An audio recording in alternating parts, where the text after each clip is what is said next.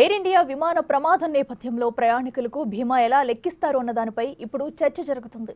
ఈ నేపథ్యంలో అసలు ఫ్లైట్లు ప్రమాదాలకు గురైనప్పుడు ఇన్సూరెన్స్ ఎలా ఇస్తారన్నది ఓసారి పరిశీలిస్తే విమాన ప్రమాదాల్లో బీమా పరిహారం ఇవ్వడం అంతర్జాతీయ నిబంధనలు, దేశీయ చట్టాలు, బీమా పాలసీలు ఆధారంగా నిర్ణయిస్తారు. ఈ మొత్తం వ్యవహారంలో మాంట్రియల్ కన్వెన్షన్ది కీలక పాత్ర.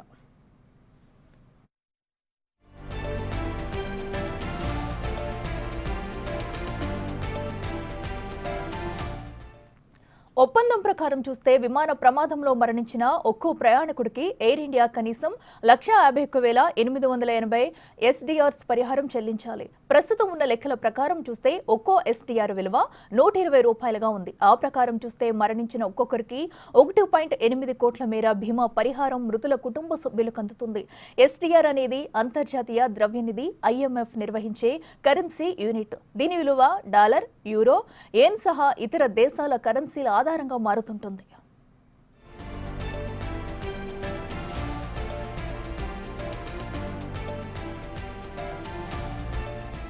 మాంట్రియల్ కన్వెన్షన్ ప్రకారం వివిధ దేశాల చట్టాలు, బీమా నిబంధనలు, కరెన్సీ విలువ ఆధారంగా పరిహారం మొత్తం అందుతుంది.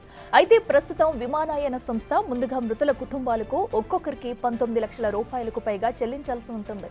ఇది బాధిత కుటుంబానికి అవసరమైన ఖర్చుల కోసం ఉపయోగపడుతుంది.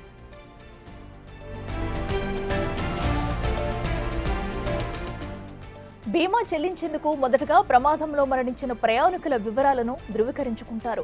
వివరాలను కుటుంబ సభ్యుల నుంచి సేకరిస్తారు. ప్రస్తుతం DNA పరీక్షలు కీలకంగా మారాయి. వీటితో పాటు చట్టబద్ధమైన వారసులు మరికొన్ని అంశాల ఆధారంగా మృతుల కుటుంబ సభ్యులకు పరిహారం చెల్లిస్తారు.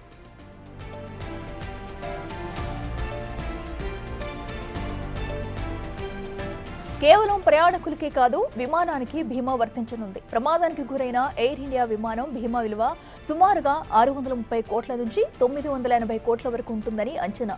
ఇక ఓ లెక్క ప్రకారం ప్రయాణికులకు చెల్లించాల్సిన పరిహారంతో పాటు మెడికోలు, విమానానికి జరిగిన నష్టం, ఇలా అన్నీ కలుపుకుంటే సుమారుగా 1000 కోట్ల నుంచి 1500 కోట్ల వరకు చెల్లించాల్సి ఉంటుందని అంచనా.